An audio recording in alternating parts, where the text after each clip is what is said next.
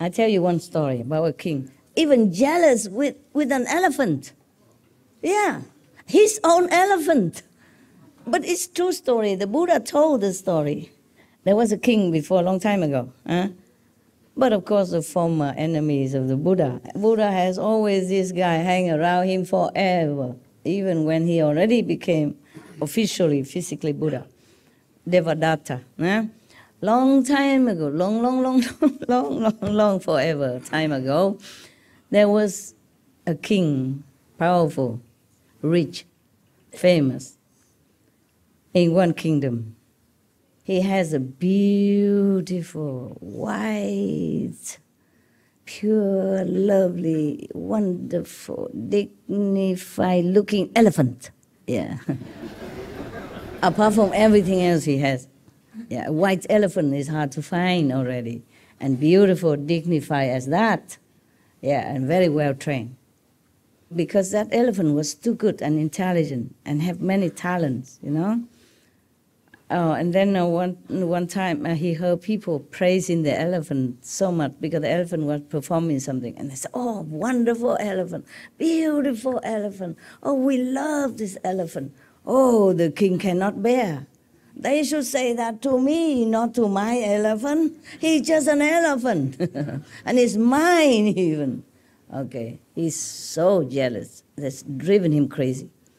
So he called one time the elephant trainer, you know, and the elephant to some area, to a mountain. Said, today we go to the mountain. And then he asked the trainer, is this elephant well trained? And the trainer, of course, said, yes, of course he is, Your Majesty. He's the best in the whole country. No other elephant is better than this elephant. Yeah, you have the best, Your Majesty.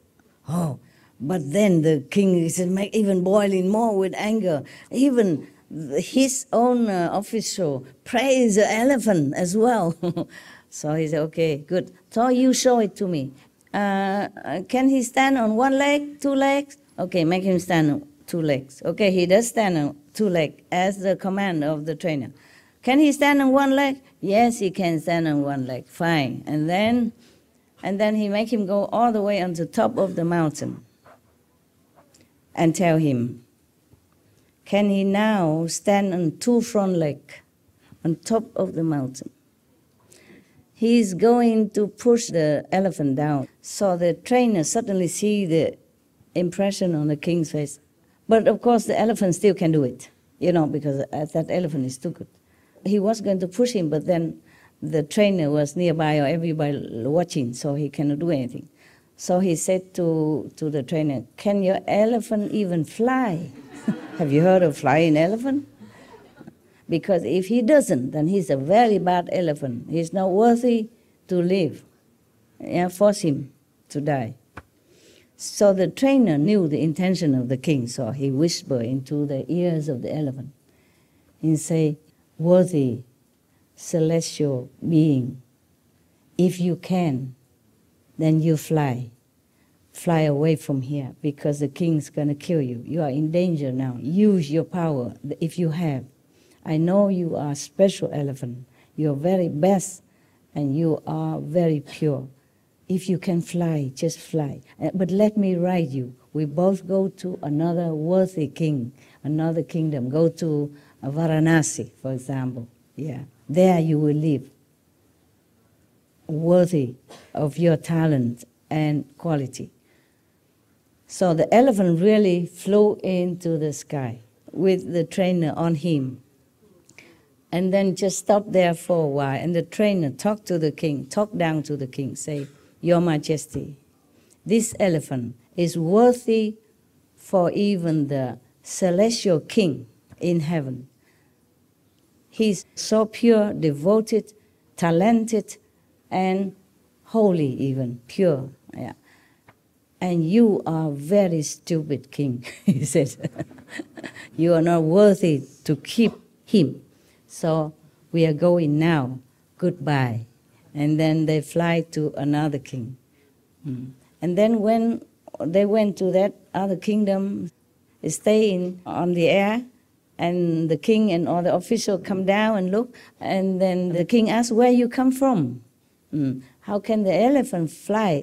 And the trainer explained all the situation and say, we think you are worthy king to own this, to have this elephant, to tonify more for your majesty and dignity. Therefore, we come here.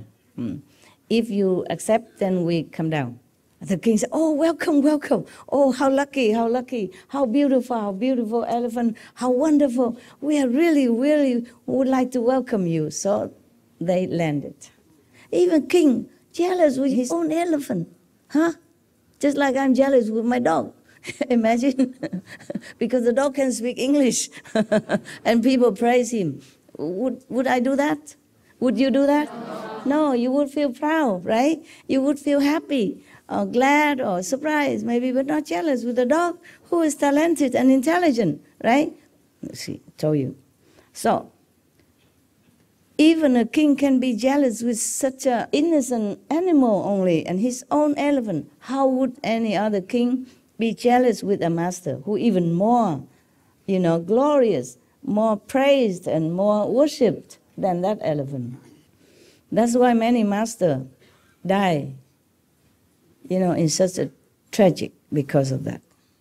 Because not all of them are prince, But even then, like Bodhidharma, he was also prince from India.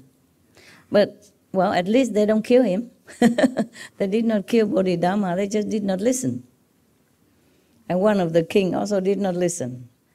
And because the king invited him here in all his good name to invite him to his court and asked him, boasting, oh, I built many temples, for the Buddhists. I make offering and take care of many monks. How much merit do you think I have?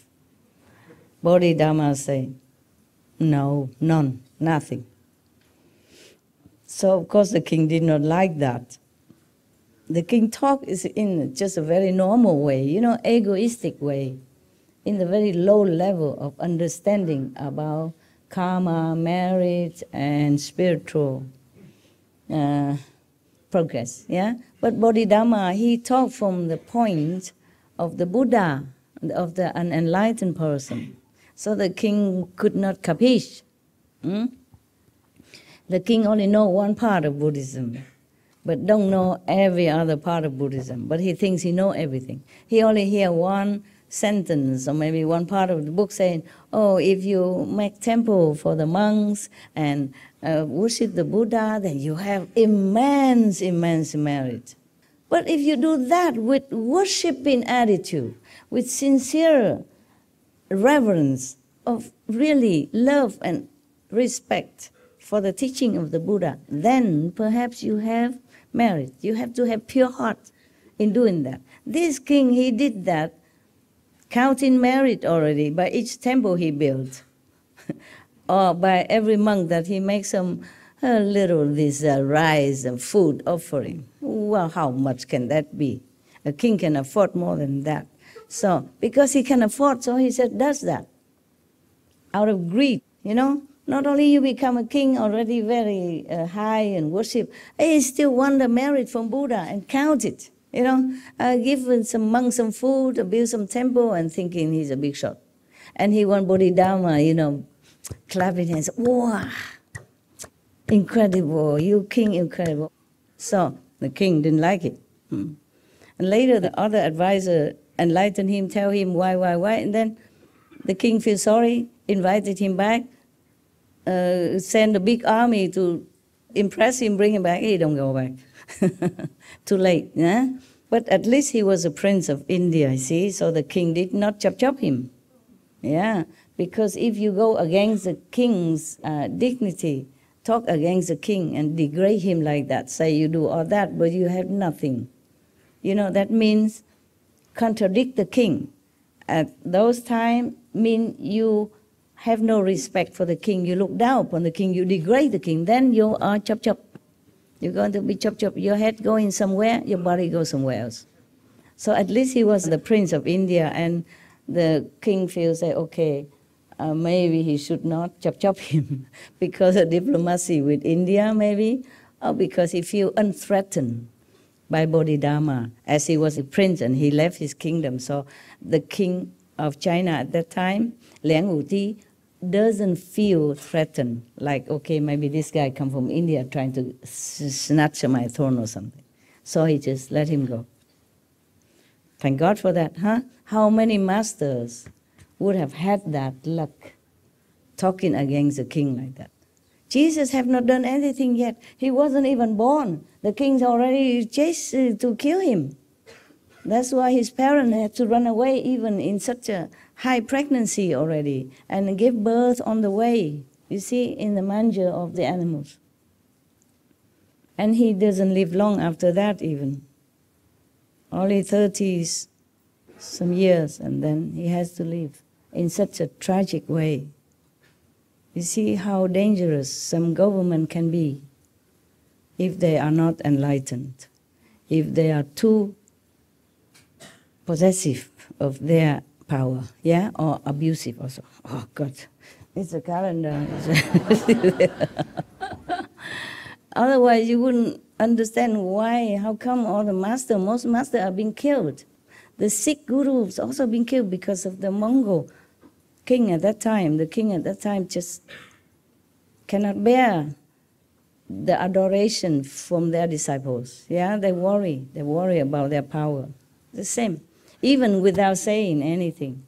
The subtle reason are like that, okay?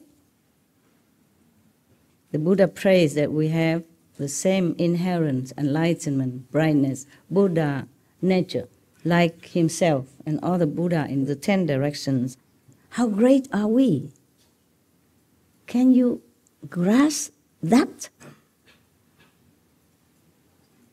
We are the same as the Buddhas.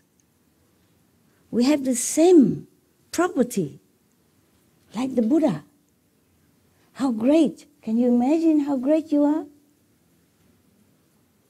Everybody go worship the Buddha, but we have the same thing.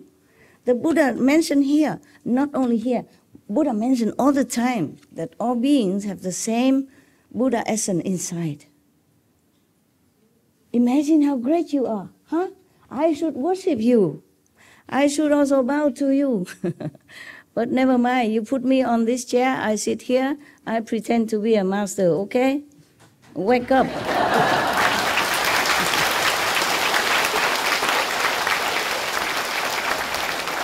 Wake up. Wake up. Remember, you are great, you are Buddha. Wake up, that's right.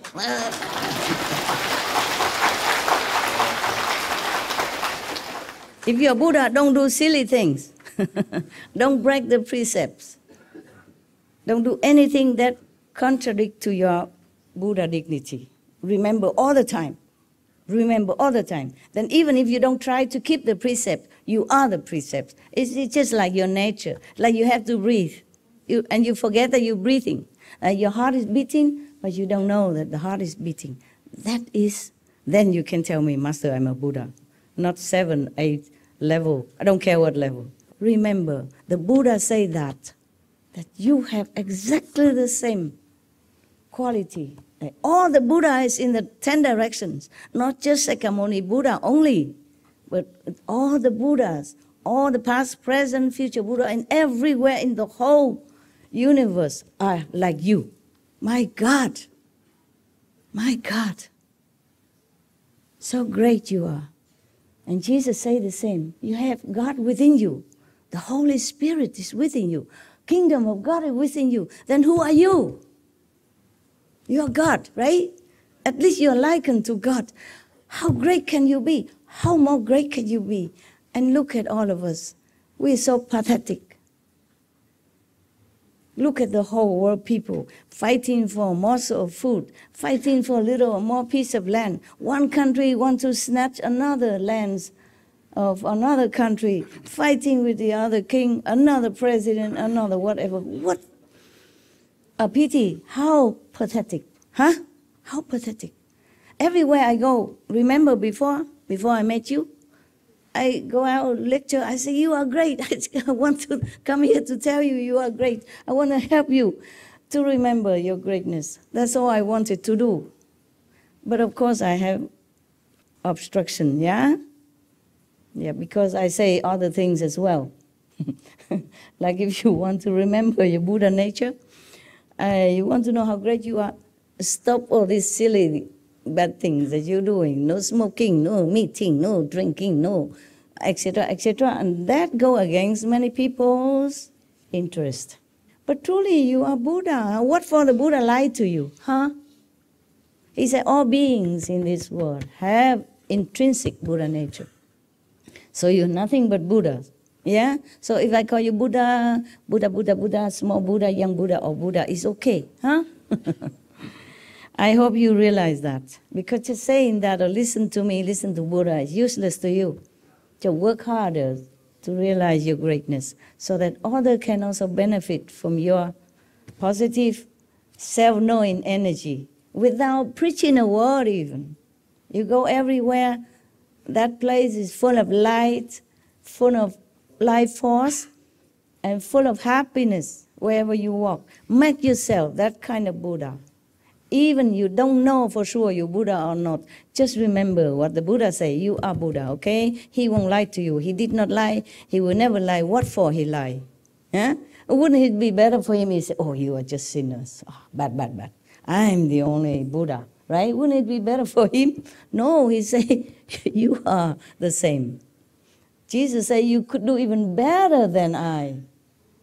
All the masters tell you same thing. Of course, but when they teach the disciple, they have to chastise them sometime because they follow their own mind, habit, brainwashing system.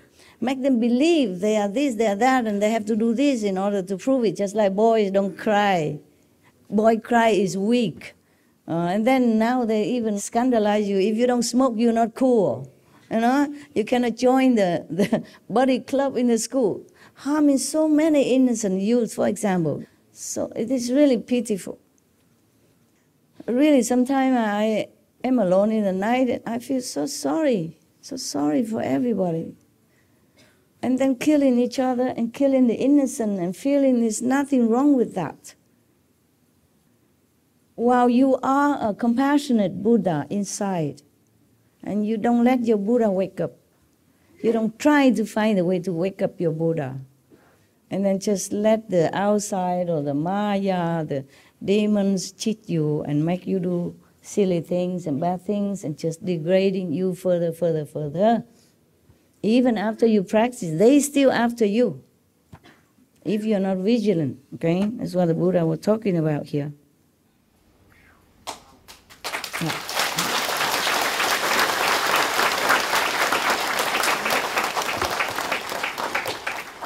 Why? Why we don't know we are Buddha? He also explained. The compassionate Buddha tells us everything. Due to the fault of false thinking. Yeah, what I told you. Huh? People teach you to do this, do that. Even just like boys don't cry. If the boy cries, he's sissy. Or woman like, or gay even. And, accusing you. All kind of things. You can cry as much as you want. Why not? It's natural of us to feel sad, to feel joy. When we're happy, we laugh. When we're sad, we cry. So what? Whose business? It's us, our emotion. We are made this way. When we cry, we don't harm anybody. When we laugh, we don't harm anybody. So why is that if you cry, you're weak? Okay? Why crying is reserved for us women only? You cry because something touched you. Something make you feel happy to tears. Or sad to tears. It's all natural. Just knowing that these are just fleeting moments and it's not like any helpful much for your true self. Okay? Enjoy your laughter and relieve yourself when you're sad by tears. But do not just dwell in sadness forever. Yeah? And do not indulge in some time of nonsensical entertainment forever. But concentrate on the true path practice. Okay? Okay, so the Buddha said, due to the fault of false thinking and confusion about the truth, infatuation arises and makes your confusion all pervasive. Consequently, an emptiness appears. worlds come into being as that confusion is ceaselessly transformed. Therefore, the lands that are not without outflows, as numerous as motes of dust throughout the 10 directions, are all created as a result of confusion, dullness, and false thinking. Imagine that. Except the Buddha's land, every country or even planet created which have thought, which is not perfect, are all from the false thinking of the beings. Then it springs all out. Therefore, all the countries, all the planets, except the Buddha's land, are full of imperfections and trouble, because it sprung out from false concept. That's what Buddha means. You should know, the Buddha talking, you should know that the space created in your mind is like a wisp of cloud that dots the vast sky. How much smaller must all the worlds within that space be? Okay.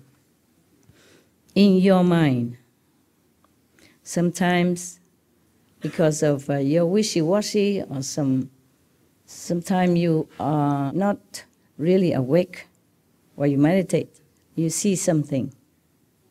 But even then, compared to the reality, all this scenery inside are just like a speck of dust.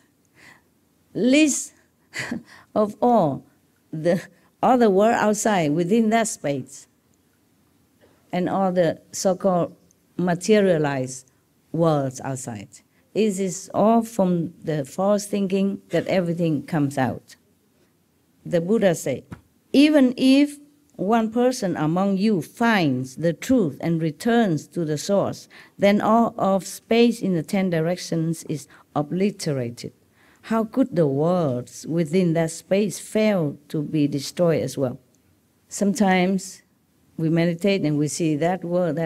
But then when we realize the truth, then all this scenery and false appearance disappear.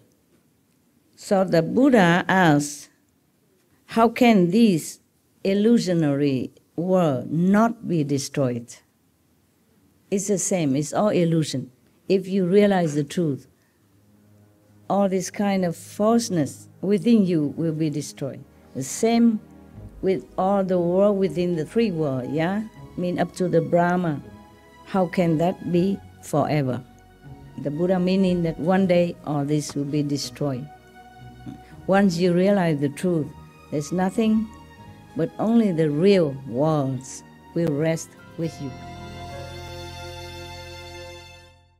So the Buddha continued, when you cultivate dhyana, mean meditation, and attain samadhi, your mind tallies with the minds of the bodhisattvas and the great arhats of the 10 directions who are free of outflows, yeah? And you abide in a state of profound purity.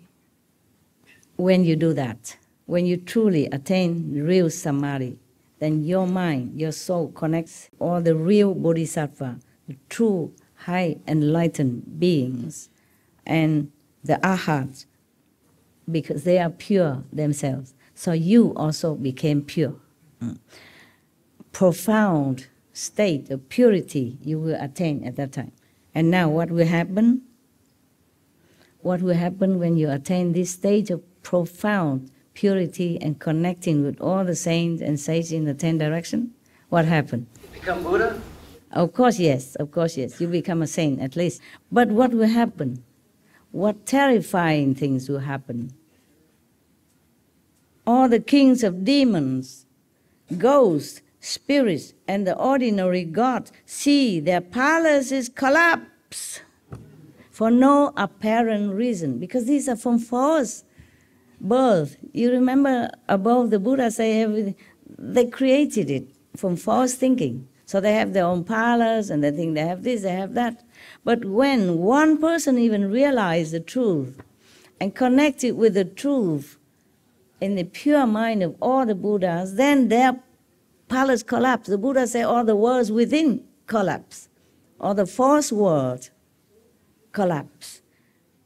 You see, for no reason at all, just shaking, trampling, or collapse. So the earth quakes, and all the creatures in the water, on the land, and in the air, without exception, are frightened in their world, in these false, delusional worlds. Yet ordinary people who are sunk in dim confusion remain unaware of these changes. So heaven collapse, mountain, river, or tremble, but normal people who don't have any perception of the spiritual instinct know nothing, see nothing. All these beings have 5 kinds of spiritual powers. You know, those who have these palace, ghosts, demon kings, they lack only freedom from outflows.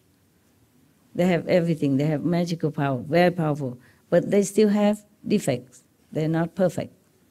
That's the only thing they lack, meaning they don't have love, they don't have enough moral quality, they don't have virtuous idea, even though they are powerful. They might have some merit from past life to become a king of heaven and all that, but they're not perfect. They don't have enough compassion and love like the Buddha. Because they are still attached to worldly passions, how could they allow you to destroy their palaces? Buddha talking about these kings whose palace collapse. That is why the ghosts, the spirits, the celestial demons, sprites, and goblins come to disturb you when you are in samadhi. They're scared. Many times, remember many stories I told you that one god in heaven, he's Shaka. He always came down and bothered these practitioners and even disturb the Buddhas and all that. He's one of those that the palace suddenly tremble because they sit there enjoying doing nothing, and then suddenly they feel their earth shake. The ground of their illusional world shake. Their palace tremble, and then they will look down and see, what is that then? What's the cause of that? Then if they see that one practitioner truly devote all his might to become Buddha so that he can help all beings, not devoted in meditation because he wants to be king of heaven, or not devoted because he wants to be the king of the world or anything, but want to be Buddha. At that time, his world will shake. The world of the lower heaven will shake. But most of the heavenly kings, they're still attached to their possession and power. They're very jealous of anybody who want to be above them. Or they even doubt, they suspect that these monks or practitioners maybe want to be king of heaven, to replace him, to replace that king of heaven. And their retinues also. Therefore they want to destroy you, disturb you, tempt you, distract you, leading you astray. So how many goes? We are not there yet. You have only a few days, and I have a lot more. My calendar is not that long. We still have a lot, because even just a few precepts is take a long time. But what for you are here, right? You're supposed to meditate all night anyway, and you already sleep enough all day. Yes. So at night, I keep you awake, at least to make up for the time lost.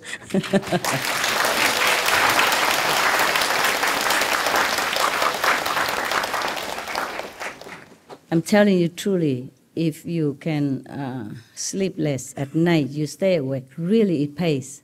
It happened to me. I told you from my personal experience. When I was the beginning of my even journey, I stay awake at night, and it really helps. You really know so many things that you never knew before. You really awaken to some truth that you never thought it would happen. Really, it will come to you when you calm yourself down and save as much time as possible to meditate and be alone. Really, you will realize many things. Because enlightenment is not just here, but it keeps growing in different way, different direction. And realization has so many aspects. And And we answer so many of your questions. You don't even have to ask me anything. So now the Buddha say, so that's why they come to disturb you when you're in samadhi. Yeah, I mean, you want to meditate, you want to go higher, they want to disturb you. You and your wife had headache before, remember? So I have to tell you to reason with them. Say, okay, we just want to follow Master Ching. We don't want to bother you. With really good intention. We don't want to snatch your nothing. Okay, we want to go higher. Then they leave you alone, no? Yeah. Okay. Now the Buddha continue. If you are still awake, it's not yet 12 o'clock. It's okay, right? If you want me to stop, just show me the calendar, okay? You can sleep if you want. Your soul will listen, okay? Your mind will capiche, yeah? Even if your body is in comfortable position, your soul is awake. I'm talking to your soul, not your brain. Buddha. Thank you. Thank you for your hurrah, hurrah. But the Buddha continued. Although these demons possess tremendous enmity, they are in the grip of their worldly passions, while you are within wonderful enlightenment. There's a contrast, you see? Even they have great hatred to you. I mean, not just hatred, but fearful of your spiritual height and determination to reach purity and true home. They're fearful of you, even though they have so much power, but they're nothing compared to you. So they're so fearful. They try to find your loophole to harm you. That's why you have to be vigilant. The Buddha do not try to condemn any of his monks or his disciples. He just knows that these ghosts, demons, they're envious and fearful of you. So he just wants them to take care. Okay? Yes. If you always believe in the Buddha or always remember, practice, then it should be okay. But as a human, you know, forgetful sometimes, being disturbed by worldly interference, by business, children, wife, husband, kids, parents, friends, job, how can you always remember to protect yourself or even your master, okay? So when you meditate, that's when you remember the most, perhaps, and you're getting higher. So that's when their palace shaking, and they begin to tremble, and then they fear you. Then they want to come down and disturb you. If you work in a normal daily life, they don't really care so much. But when you meditate, all kind of thought, all kind of desire, all kind of thinking that you should not have coming, all the 10 directions. They even appear themselves personally to bother you, or they tell you things, or they use animals to disturb you. Yeah? All kind of tricks they do. But then you will overcome it. Just continue meditate. Recite the 5 names, pray for help, and continue. Don't give up. They will give up. They will have to give up. And another helpful thing is you put master chanting or lecture or SMTV 24/7 everywhere in your house. Even if you cannot see or hear too much, put it low, cover the computer so that it's dark, you can sleep, or cover it. Even then, you know, even on the background sound, it still protect you. SMTV, okay? Your master.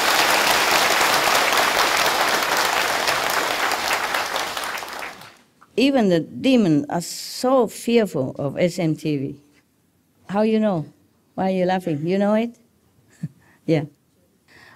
Because even one time they tried to cheat me, the Maya.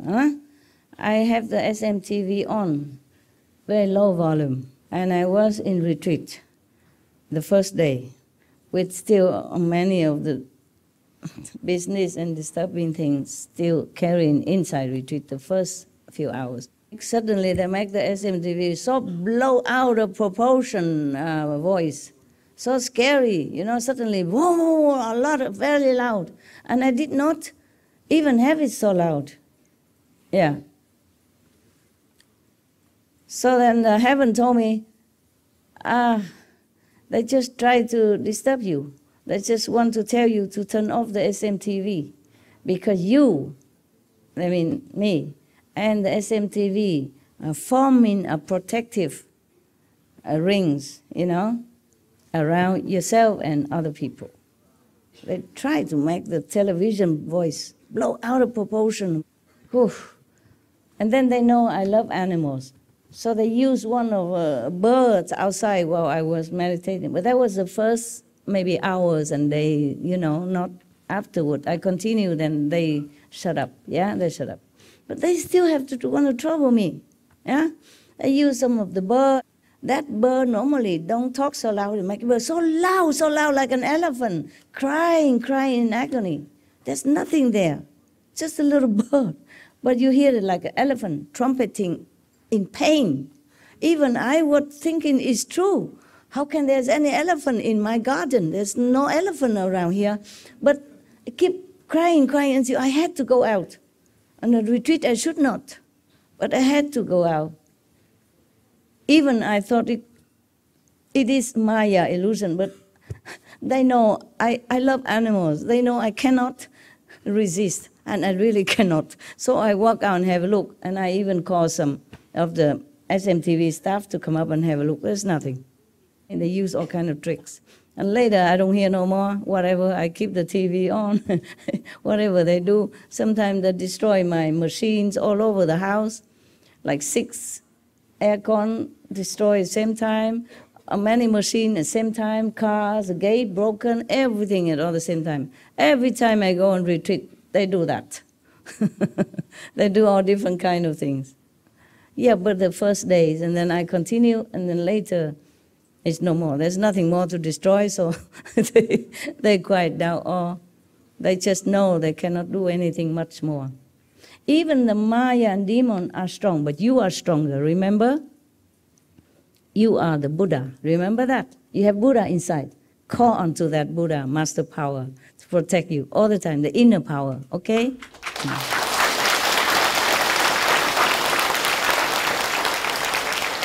Because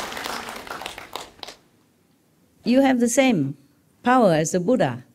If you think of the Buddha, you connect it with the Buddha. Even if you're not strong enough to protect yourself, the Buddhas protect you. Huh? The saints, all the saints in all directions. Just like a prince, yeah, he will be a king, but he's still an infant, huh? And he's vulnerable. But his parents are king. They protect him if he calls. If they're near the parents, the kings, they protect him. Of course, even though he's just a small little king. Same thing. Maybe you're a small Buddha because you don't realize you are a prince yet. You don't realize you will inherit the kingdom and become a king powerful. But you have parents, are kings, okay? Don't forget your parents.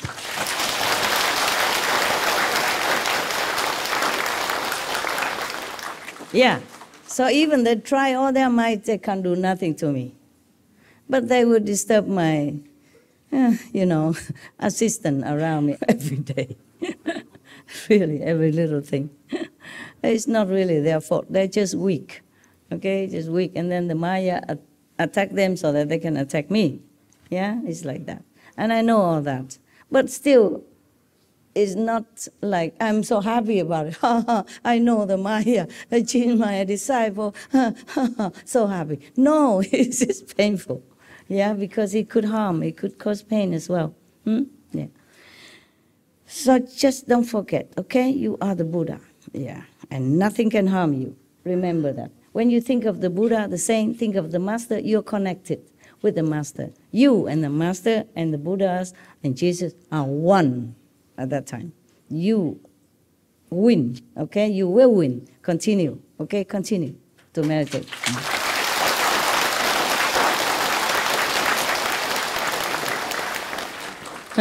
You understood, huh? Thank God. Okay. The Buddha doesn't say all this in here. Whenever the Buddha say, I will say Buddha say. But I have to explain to you. You know my calendar talent, right? Okay. So the Buddha continue, huh? Although these demons possess tremendous enmity, they are in the grip of their worldly passion. While you are within wonderful enlightenment. It's a contrast to them. By the way, Every word has power. You know that, right? Yes. By the experiments of these wonderful Japanese wise men, yeah? Or even by the Qigong Madame show on our TV. Even you say no problem, it still weaken your resistance. Don't say any word that is not powerful for you. You're a practitioner. What is it, love? You want to say something? Is it okay to say Ching Hai Tim Ko Tu? Oh, can do, yeah. Because I use a mantra of Ching Hai Tim Ko Tu, I love you. That's what's been going through my mind all day. Now you recite the 5 names, okay? You call whatever name you feel more powerful to you, all right? You must connect with your Buddha nature self by knowing other Buddha, calling, addressing that Buddha, then awaken that Buddha within you more and more all the time. Not because I care what you call me, but when you address me less than the title, then it's not very beneficial to you spiritually. It's not for no reason that heaven tell me to use this title, okay? Supreme Master, it's you inside. Buddha power, yeah? God's kingdom, supreme.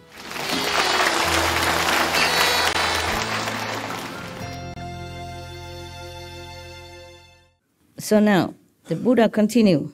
So all these demons and ghosts, even the kings of demons, powerful in heaven, they are still imprisoned by this worldly passion and possessiveness. Why you are in samadhi, you enjoying connecting with the Buddha power, with your own Buddha nature inside, and you enjoy and you pure, you uplifted. Therefore, they cannot affect you any more than a blowing wind can affect light, or as if a knife cannot cut through water. Just like what I told you now, okay? When you remember you are Buddha, nothing can harm you, okay? Remember that? It's the same. Buddha likened these demons, even though they're full of hatred and power, but they cannot do anything to you if you are truly connected with the Buddha power, yeah? If you're truly sincere when you meditate. Because if they want to harm you, it's like a knife cut through the water. Nothing happened to the water, yeah? You must be strong, must be convinced, and remember the Buddha say that you have Buddha nature exactly like Buddha. Believe that. And believe that you are God-like. At least you are children of God. Even you can't believe that you're one with God, but you're from God. Who created you if it's not from God? The devil? Of course not. You don't look like. The tree creates you? No, you don't look like. Huh? You look like the image of God that you think God would look like. That is what it is. If God appeared to you, it's just like you, similar to your face. Understand? Just more glory, more light, because we are confined in this body, so we don't see our glory. So you are like boiling water, the Buddha continued to comfort and reassure his disciples. You are like boiling water, while the demons are like solid ice, which, in the presence of heat, soon melts away. Imagine you put a piece of ice cube into the boiling water, what happened? Gone. You are like boiling water. They are just like ice cube. They are furious. Of course, they want to destroy you. They want to disturb you, but they can't. Even if they do, it's just temporarily. Don't fear, okay? Don't worry about it. It will be gone. And they even disturb me all the time. Whenever I want to meditate, of course not for me. I never say, okay, I'm going to do a retreat now so that I be more powerful, I become this, I have all this more power. No. Every time I do retreat, it's for some purpose, for the world, either for this or for that. Everything just benefit for the world. And they even more scared. Yes, they're more scared. Because if more people enlighten, the world have peace, then they cannot have any more power to control over people, to make them do bad things, to fight with each other, to destroy each other, or to be degrading their own Buddha nature. That's why they're scared. Since they rely exclusively on spiritual powers, they are like mere guests. Let me read more. They can succeed in their destructiveness through your mind. See, only, yeah. Which is the host of the 5 skandhas. You know, the feeling, the touching, emotion, stuff like that. Only your mind are the master of all this. Your mind wants you to have this, your mind directs you to have that, even though it's not good. Yeah. So everything is created by the mind. If the host becomes confused, the guests will be able to do as they please. Yes. So your mind is not stable. If it's not in the right concept, in the right stationary status of purpose, of enlightening, then the guests can maneuver and make trouble. When you are in dhyana, I mean in meditation, awaken, the Buddha said, awake, aware, and free of delusion. Their demonic deeds can do nothing to you. It's like that, yeah, just like above. As the skandhas dissolved, all this kind of sensation, feeling, or emotion, you left behind then, okay? You steady in samadhi, recite the 5 names. Think of God, think of your Buddha power, inner master power. Then all the feeling or whatever desire you have or thinking you have will be gone. You will enter the light then. All those deviant hordes depend upon dark energy. Yes. Since light can destroy darkness, they would be destroyed if they drew near you. Because if you're steady in your purpose and pure in the mind while you're meditating, they cannot go near. Yeah? I told you before. Remember, you are the Buddha. Same. Okay, huh? Then they will not be able to go even near. They can try, but after a while they cannot go near if you're steady.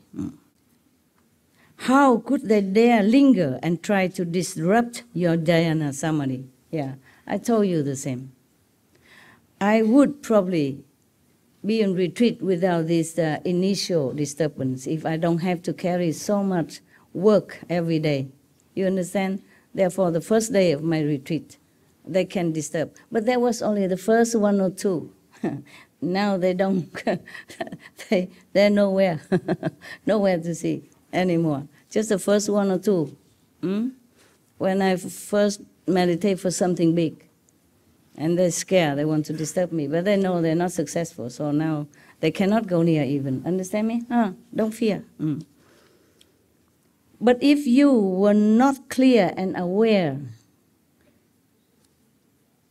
and if you were confused by the skandhas, then you, Ananda, would surely become one of the demons. You would turn into a demonic being yourself.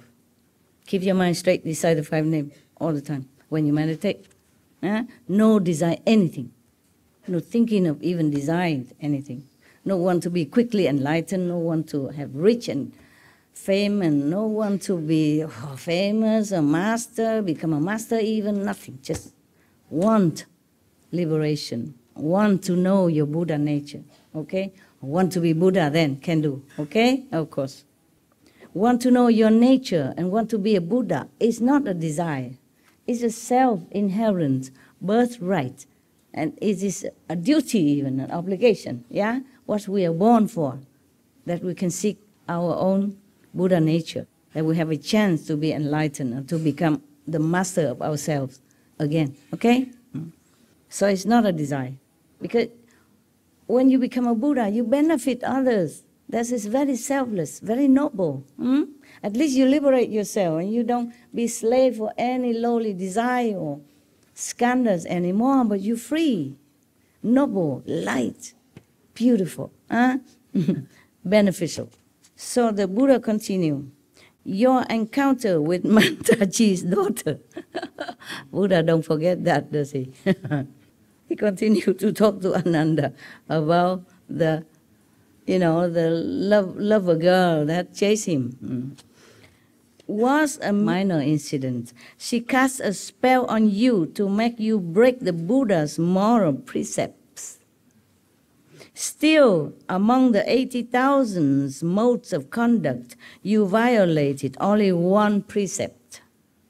because your mind was pure, all was not lost. You broke only one precept. He did not really. He just was, I would say, seduced, and he was not powerful enough. He did not prepare for that. Yeah, not only because she's beautiful, but he wasn't prepared that he's going to be seduced. Yeah, he did not know that, and he did not know the mantra at that time to counter that kind of most powerful mantra in the three worlds. So the Buddha say you broke only one precept, violate only one precept. That means maybe nearness bodily to a woman, almost gone back to the normal, like a level of man and woman desiring and having physical pleasure and all that, almost gone. So the monk normally should not touch any woman. He violate only that. But unwillingly, it was not his fault. Yeah, it was not his fault. He was like bewitched into doing that. And at least he was so pure that he still can remember the Buddha. No one except Ananda or a monk of his kind of status would ever be able to escape this kind of mantra. Yeah, so talking about Ananda, anyone could fall into this kind of situation. Huh? If you're not strong enough, you fall, okay? Because you can't use magical power to defeat these kind of people, yeah? You just stay awake, aware, and run. That's the best. The Buddha continued to say, all was not lost, eh? He comforted Ananda. He just make an example for him to know how he could escape such a powerful mantra. Yeah, because he was pure. Now, so Buddha continued, this would be an attempt to completely destroy your precious enlightenment. Whew. Were it to succeed, you would become like the family of the senior government official who is suddenly exiled. His family wanders, bereft and alone, with no one to pity or rescue them.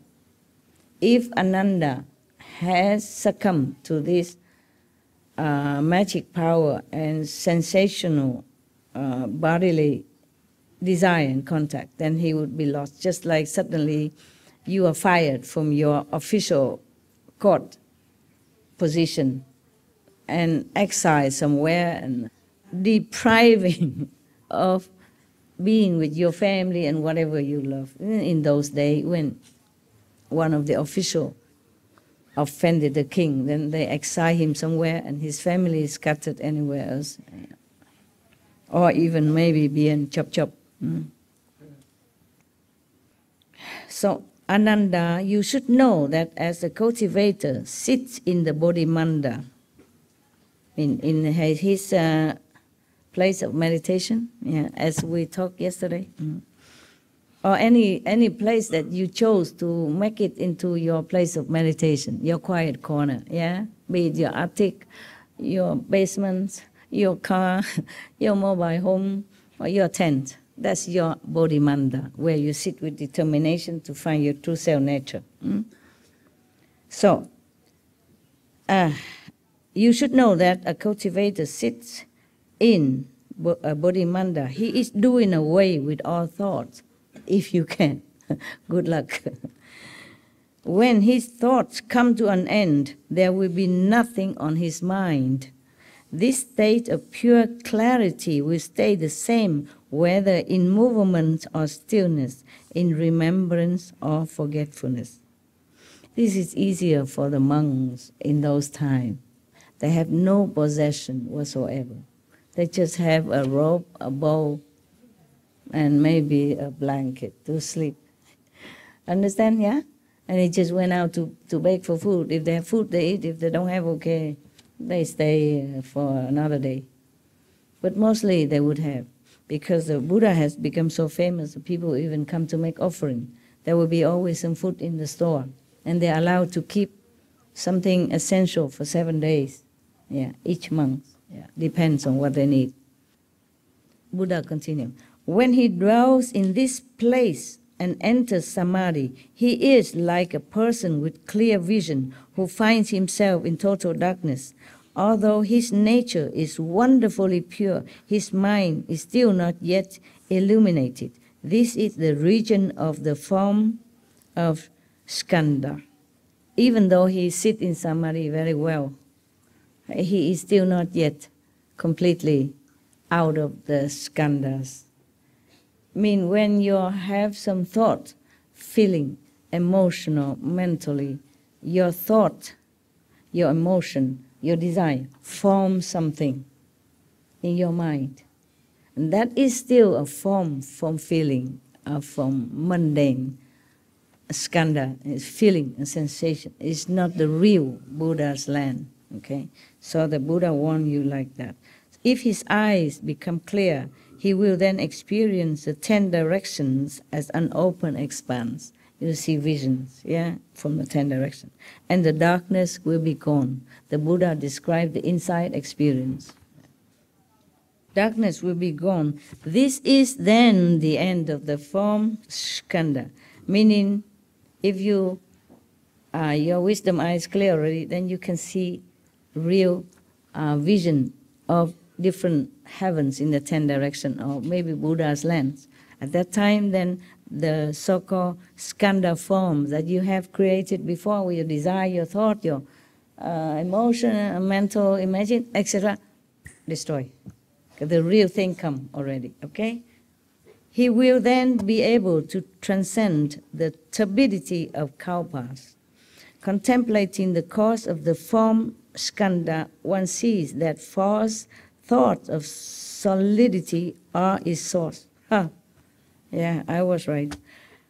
The Buddha say, if you've seen the 10 clear universe, 10 direction vision, or Buddha's land, then you will destroy this desire form.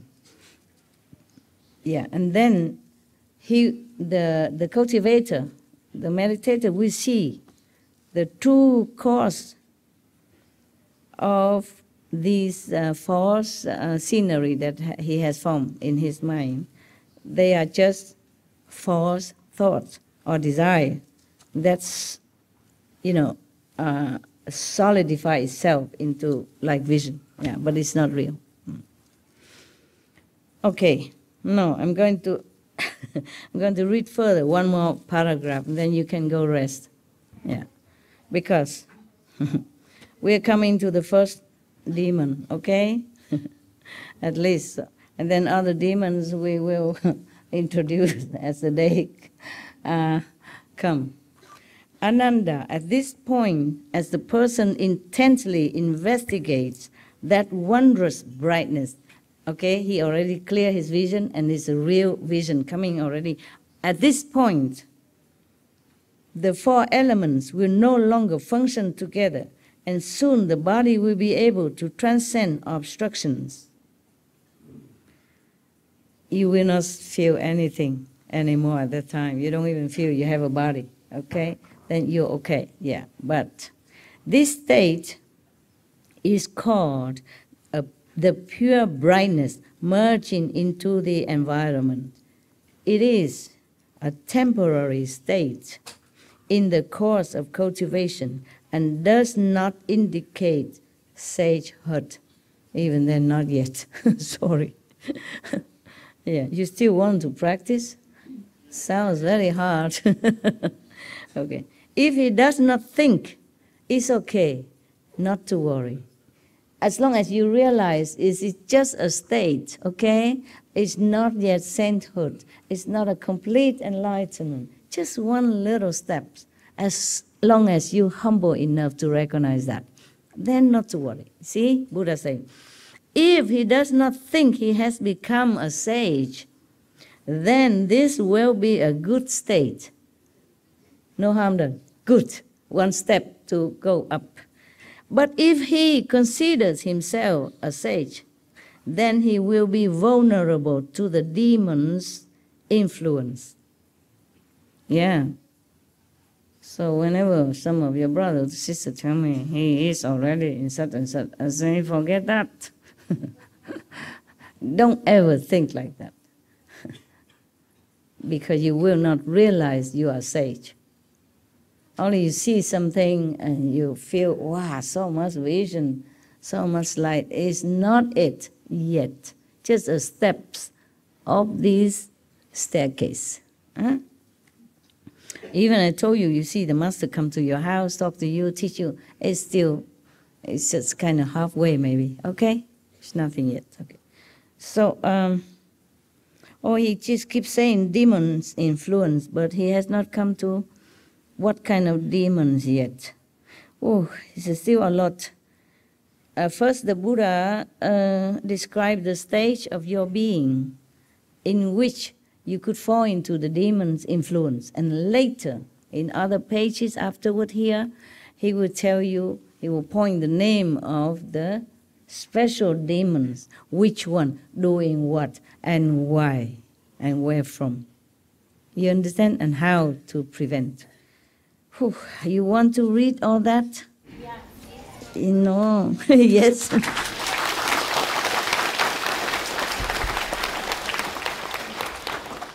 Wow. There are 10 states of samadhi.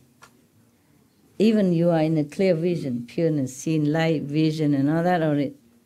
You still, within the 10 states, you will still fall into the demonic influence if you are not aware. Okay, so that state that the Buddha just described is only the first one. There are 9 more, and knowing me, knowing you, it will be many hours until the 10 stage is finished. I would like to do it tomorrow. Yeah. Yes. We should really thank the past masters, monks and nuns and scholars who had take time to record the Buddha's teaching after the master's nirvana, and also for the past and present persons, lay or monks or nuns who have really dedicated themselves, sacrificed their time and precious health or under any difficult situation to translate this so that I can read it to you. And we have to thank them.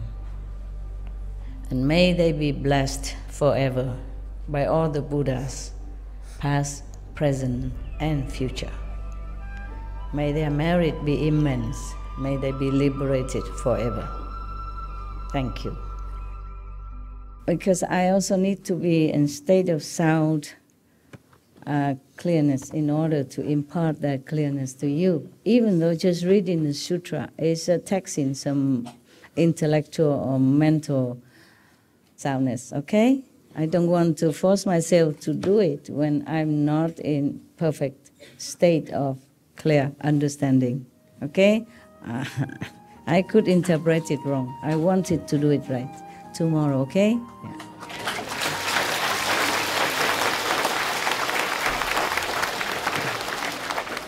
Even good things can't eat too much. Right, okay. I still live for some time. So we can do that, huh?